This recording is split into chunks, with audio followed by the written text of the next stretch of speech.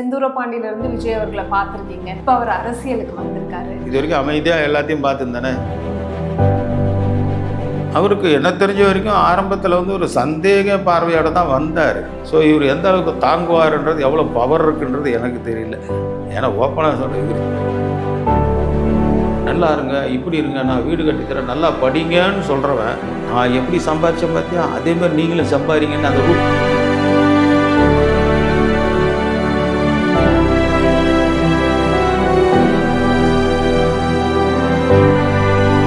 நம்மளாம் இந்த உலகத்தில் கடன்காரன்ற எண்ணம் இருக்கணும். நம்மளாம் உலகத்தில் வாடகை இருக்கிறேன்னு நினைக்கணும் மைண்டு. ரொம்ப டீனேஜ்லேருந்து செந்தூர பாண்டியிலிருந்து விஜய் அவர்களை பார்த்துருக்கீங்க. நிறைய படங்கள் அவர் கூட நடிச்சிருக்கீங்க. இப்போ அவர் அரசியலுக்கு வந்திருக்காரு. இதை எப்படி பார்க்குறீங்க சார்? நான் எப்படி பார்க்கணும்? இது வரைக்கும் அமைதியாக எல்லாத்தையும் பார்த்துருந்தானே. ஏடிஎம்கே வந்துச்சு, டிஎம்கே வந்துருச்சு. இதை எப்படி பார்த்தோன்னா அதே மாதிரி தான் பார்த்துட்டு இருக்கணும். என்னென்னா, தனி மனிதனால் எதையும் சாதிக்க முடியாது. என்னை பொறுத்தவரைக்கும் அரசியலில் யாராக இருந்தாலும் ஒரு கூட்டமாக இருந்தால்தான் ஒருத்தரை வீழ்த்த முடியும். ஒரு சிங்கம் இருந்தால் கூட ஒரு 10 மாடு ஒன்றா இருந்தால் தான் அதை வீழ்த்த முடியும்.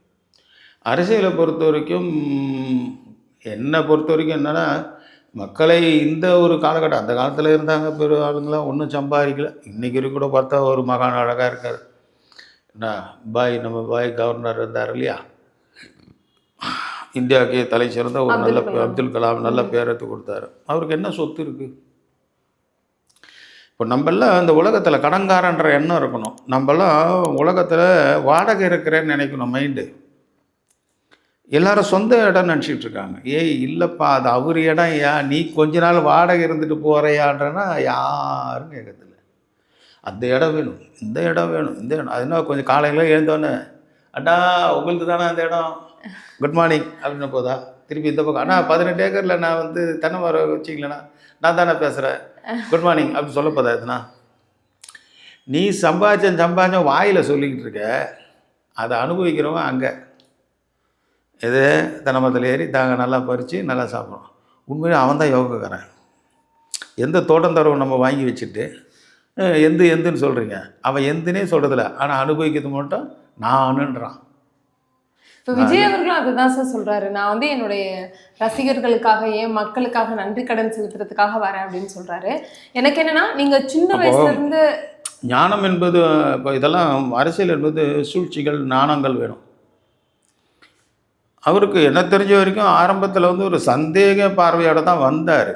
ஆனால் தனக்கு இவ்வளோ கூட்டங்கள் இருக்கும், இவ்வளோ ரசிகர்கள் இருப்பாங்க, ரசிகர்கள் கூட்டமாக மாறுவார்கள், கூட்டம் நம்மளுக்கு ஓட்டு போடும் வகையில் இருப்பாங்கன்றது இப்போ தான் அவருக்கு தெரியும். இதுக்கு முன்னாடி அவருக்கு இவ்வளோ கூட்டம் நம்மளுக்கு பின்னாடி இருப்பாங்களா, வருவாங்களா கடைசி வரைக்கும், இல்லை இதுக்கு முன்னாடி நடிகர்லாம் இருந்து பண்ணாங்களா, அந்த மாதிரி ஏமாந்துருவோமா அப்படின்றது ஒரு. ஏன்னா இந்த உலகம் உங்களை எந்த நேரத்தில் என்ன பண்ணுவாங்க தெரியாது.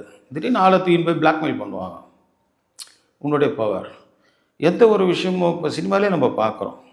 ஒரு வில்லன் என்ன பண்ணுறான், ஒரு நல்ல விஷயத்தை ஒரு டிஎஸ்பியோ எஸ்பியோ யாரோ பண்ணுறாங்க, அவங்கள பண்ண விடாமல் யார் தடுக்கிறது? 4 வில்லனுங்க சேர்ந்து என்ன மாதிரி கேரக்டர் வரும், வீட்டிலேருந்து யார் எடுத்து போய் வச்சுக்கிறது, உங்கள் அம்மாவை கொண்டுடுவேன், உங்கள் அக்காவை கொண்டுடுவேன், இல்லை உன் சொத்தை எழுதி வாங்கிப்பேன், ஏதோ ஒன்று.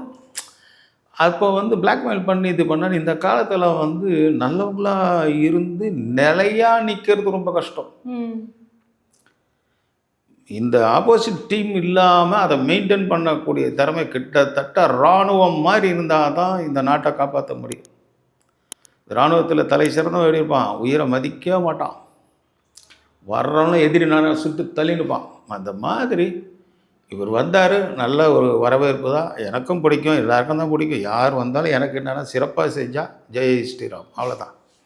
எனக்குன்னு ஒன்றும் தனியாக செய்ய போகிறதில்ல, எங்கள் வீட்டுக்குன்னு தனியாக செய்ய போகிறதில்ல. நாங்களும் 10ஓட 1 11 அவர் செய்கிறதுல நாங்கள் அனுபவிக்க போகிறோம்.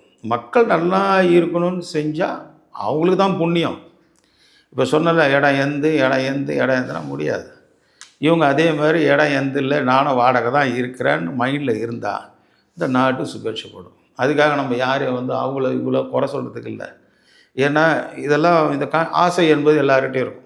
இப்போ நான் மட்டும் யோகியம் கிடையாது, எனக்கு ஏகப்பட்ட ஆசை இருந்திருக்கும். என்னோட ரூட்டு தப்பு, இப்போ தான் நல்லவனாக இருக்கேன், நல்லவனாக பேசுகிறேன் அப்படின்றது நான் நல்லவன் ஆரம்பத்துலேருந்து. ஆனால் இளமை என்ற ஒரு ரத்தம் இருக்குல்ல, சூடான ரத்தம், அது எதை வேணால் பேச சொல்லும், எதை வேணால் செய்ய சொல்லும்.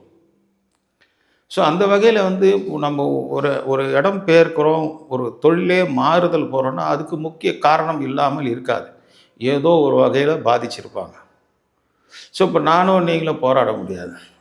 எதனா ஒன்றுனா டப்புன்னு ஏதோ ஒரு கேஸ் போட்டு இன்றைக்கி எல்லாம் பண்ணுவோம். இப்போன்னு இல்லை, நான் சொல்கிறேன் எந்த காலத்துலேருந்து அப்படி தான் இருக்குது. அது யாராக இருக்கட்டும், தன்னை எதிர்த்தால் முடிஞ்சுது அப்படின்ற சந்ததியில் தான் நம்ம இருக்கோம். ஸோ இவர் எந்த அளவுக்கு தாங்குவார்ன்றது, எவ்வளோ பவர் இருக்குன்றது எனக்கு தெரியல. ஏன்னா ஓப்பனாக சொல்கிறேன், இவர் ஜெயிக்கிறது எனக்கு முக்கியம் இல்லை. ஜெயிச்சு எதிரிங்களை வந்து அப்படி ஸ்டப் பண்ணி வச்சுக்கிறது தான் பெரிய விஷயம்.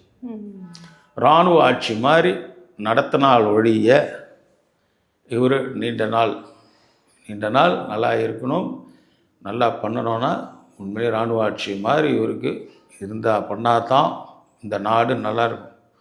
மற்றபடி நாட்டு மக்களுக்கு ஏதோ ஒரு சொல்லிட்டோம், இது செய்யணும் அப்படின்ட்டு ஒரு தகராடாக பார்த்து கொடுக்குறதோ, அந்த நேரத்துக்கு அவங்களுக்கு ஒவ்வொன்று கத்தனோன்னு கொஞ்சம் பொறி எடுத்து கொடுக்குறதோ இருக்கக்கூடாது.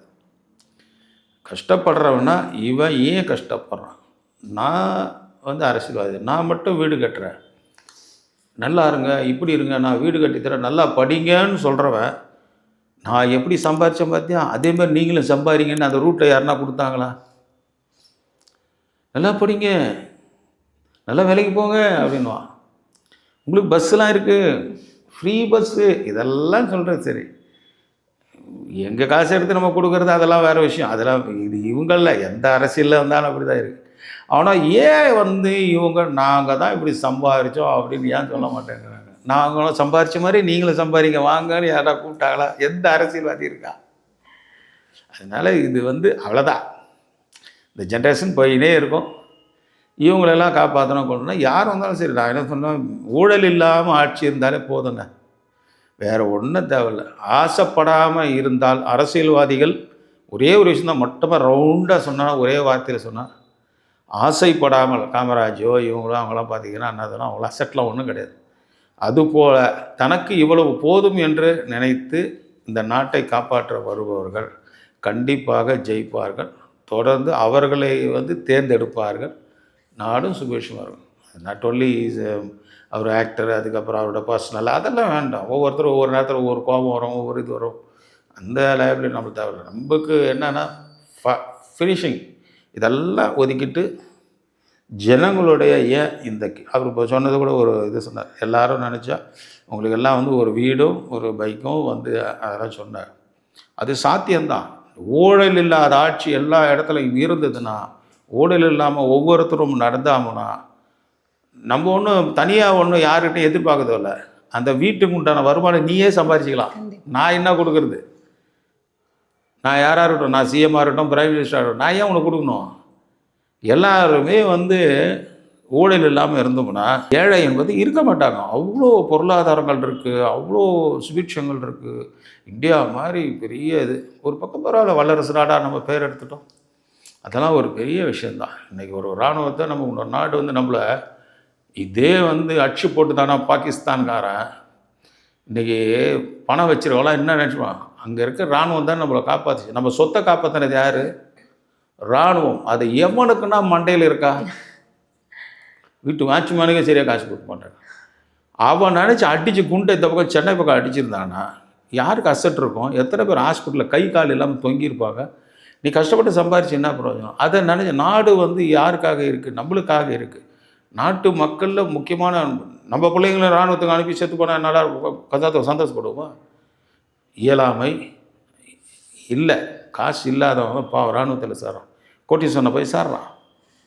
சொல்லுங்க பார்க்கலாம். அதனால் நாடு பாதுகாக்கப்படுறது நம்மளை மாதிரி ஒரு மனிதர்கள் முதல்ல அவங்கள கவனிக்கணும். அவங்கள கவனித்து நல்லா இருந்தால் தான் நம்ம பாதுகாப்பாக இருக்க முடியும். அப்படி எண்ணம் வரணும். அது இன்னும் யாருக்கும் திங்க் பண்ணுறதே இல்லை. நம்ம யாரால் இருக்கோம், மிலிட்ரியால் தான் இருக்கோம் அப்படின்ற எண்ணம் இன்னை வரைக்கும் நிறைய பேர் சேர்த்துக்கிட்டு இருக்காங்க, பண்ணிக்கிட்டு இருக்காங்க. நேர்மை என்பது வர்றது ரொம்ப கஷ்டம்தான். வந்துருச்சுன்னா சூப்பர்.